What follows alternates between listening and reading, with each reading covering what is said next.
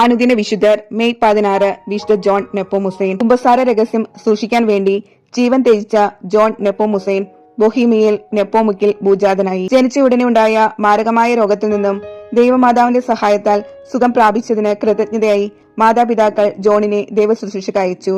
താമസിക്കാതെ ദൈവശാസ്ത്രത്തിലും സഭാ നിയമത്തിലും ബിരുദം നേടി ദൈവിക പട്ടം സ്വീകരിച്ചു. വെഞ്ചസ്ലാസ് രാജാവിന്റെ രാജ്ഞിയുടെ കുമ്പസാരക്കാരനായിരുന്നു ഫാദർ ജോൺ. ഫാദർ ജോണിൽ നിന്നും അവരുടെ കുമ്പസാരത്തിന്റെ രഹസ്യങ്ങൾ പിടിച്ചെടുക്കാൻ രാജാവ് ശ്രമിച്ചു തുടങ്ങി. നേരിട്ട് കുമ്പസാരത്തെപ്പറ്റി അദ്ദേഹത്തോട് ചോദിച്ചു.